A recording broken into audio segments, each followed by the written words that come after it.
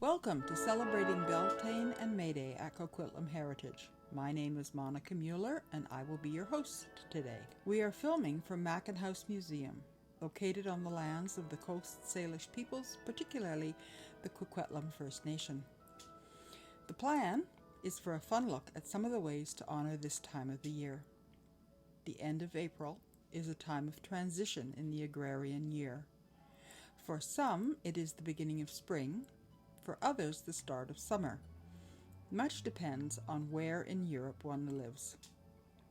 In North America today, we acknowledge season change on the solstices and equinoxes, but in years gone by, there were different months of different lengths, and New Year's Day was even in March for a while. In the Celtic calendar, the changing of seasons was about halfway between the dates we now use here.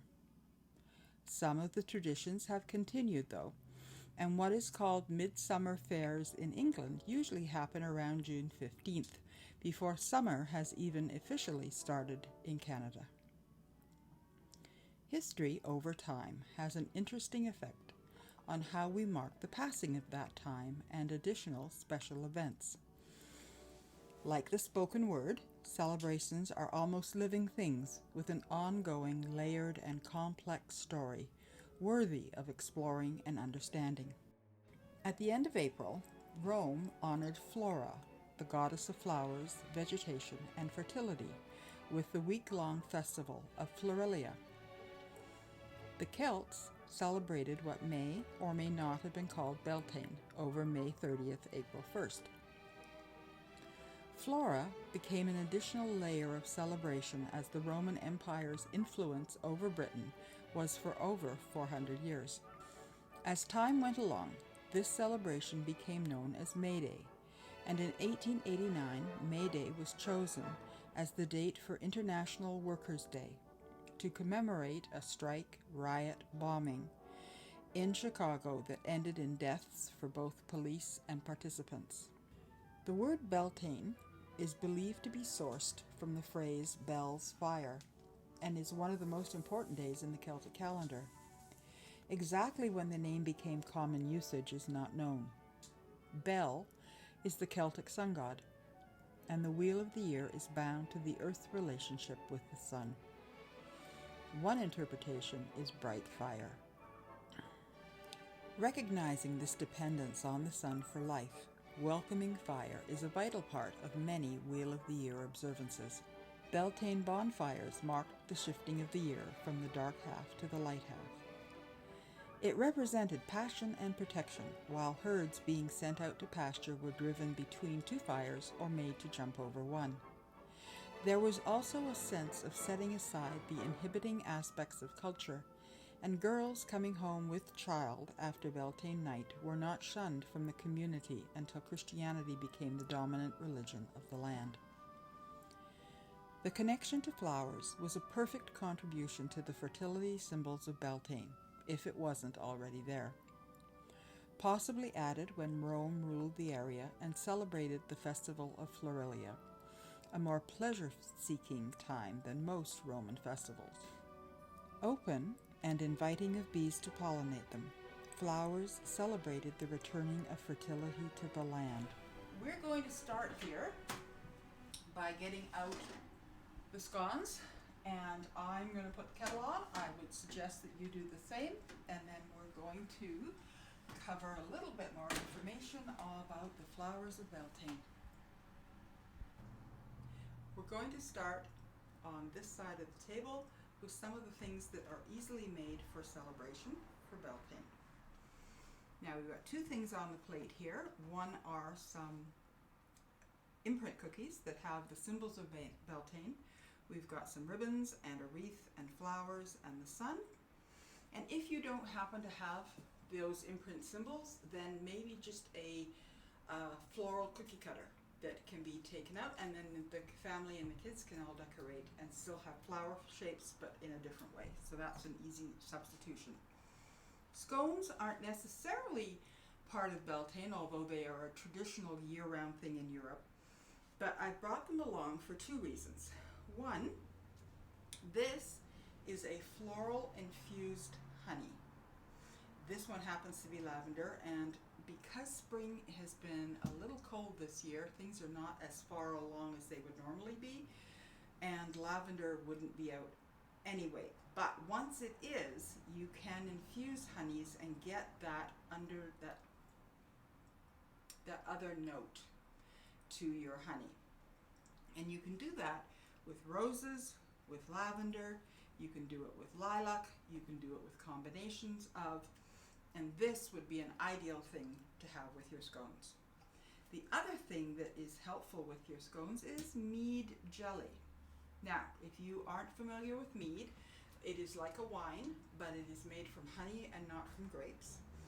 And this alcoholic beverage can then be turned into a finished product by adding a stiffener to make it jelly, and it goes very well with cheese. This is another example of a cookie that can be made at this time of the year, and they have violets and pansies baked right on top of the cookie itself.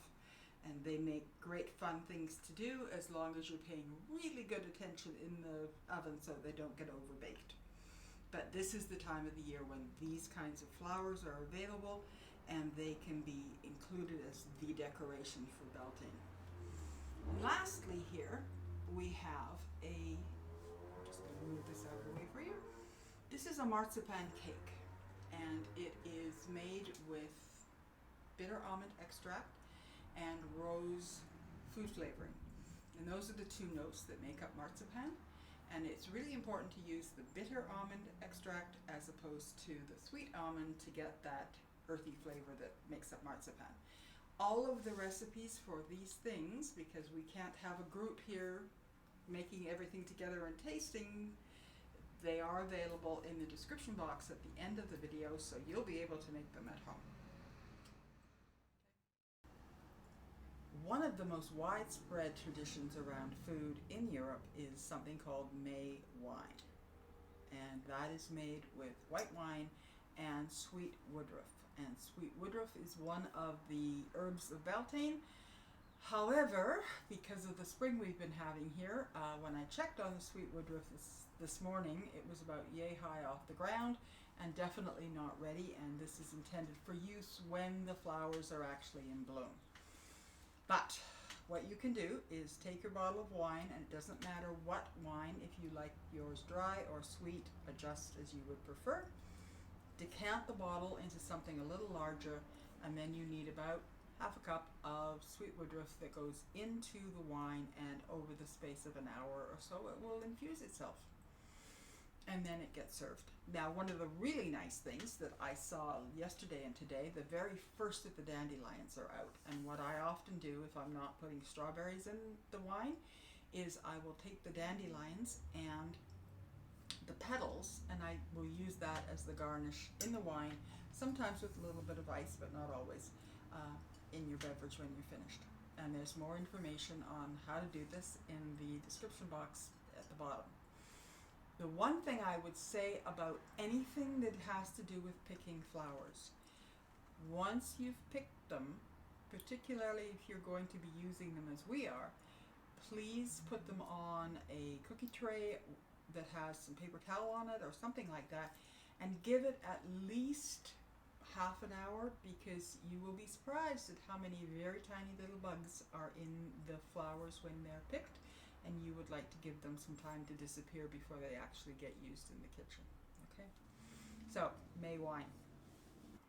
Another flower and berry associated with Beltane is hawthorn. Hawthorn has a lovely blossom that comes out normally at this time of the year, and probably a couple of weeks after Beltane at this point because of the cool weather. And then in the fall, in October, it has bright red berries, and these were made from the berries. This is a jelly, and this would be something again that would work really well with the scones when you are celebrating.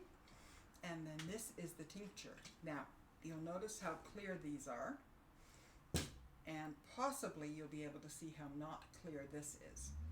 And that is because there is a lot of pulp in hawthorn that continues to settle and continues to settle. So decanting it several times is what will get you this kind of clarity. But I will say, don't get rid of what is left behind, because what I do is I take all of the pulp that's left at the bottom and I put them in my Hawthorn Truffles. And they are absolutely perfect Valentine's Day present, or for anybody else that you would like to show that you care for. So hawthorn flowers, and specifically hawthorn berries, jelly, tincture, chocolate, jam, all sorts of things that you can do with them, and probably a unique taste for most people. The good news is that there are some flowers that are already in bloom, and one of them are wild violets. And from wild violets you can do a number of things. This is wild violet sugar. It can be used to top cookies. It can be used to do the rim of glasses if you were making, for example, lemonade or something like that.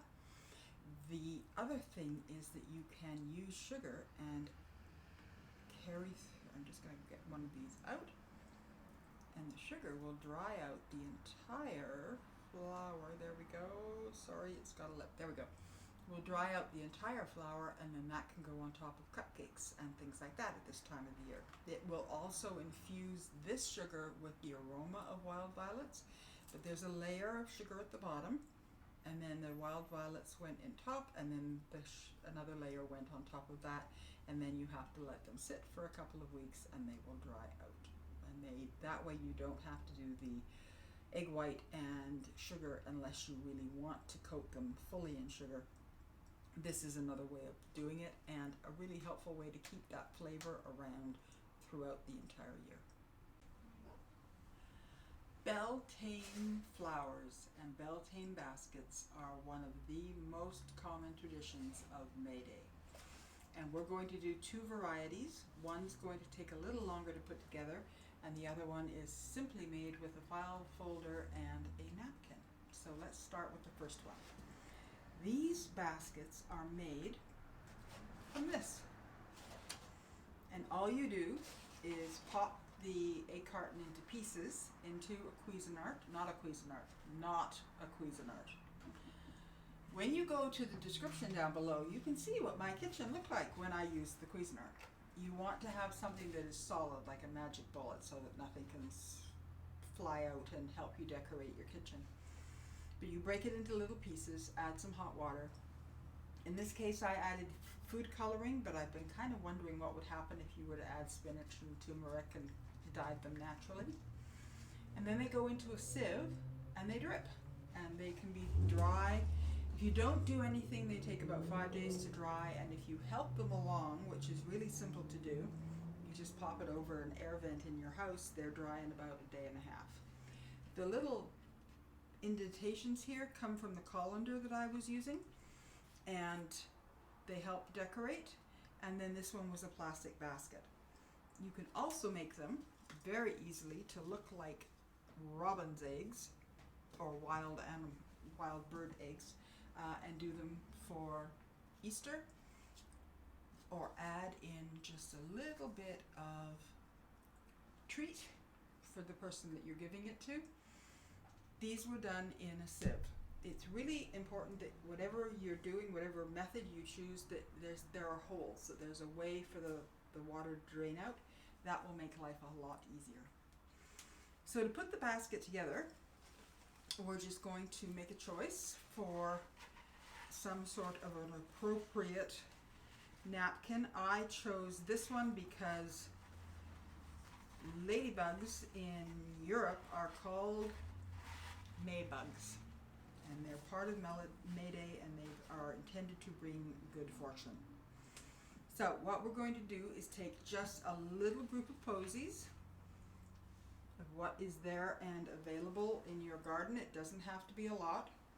We're going to pop this in at a corner. Add a little bit of tea. It can be tea bags. This just happens to be a little container that's open or openable.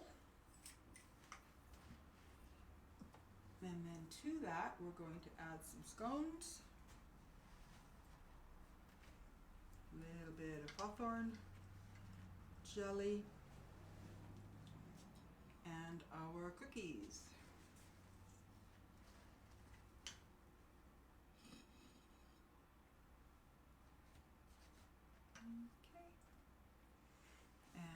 There we have the finished basket, ready to be mischievously popped on a door somewhere and then brought as a surprise. Okay, something the kids can do, something you can do for somebody that you care about, or to let somebody know that you care about them.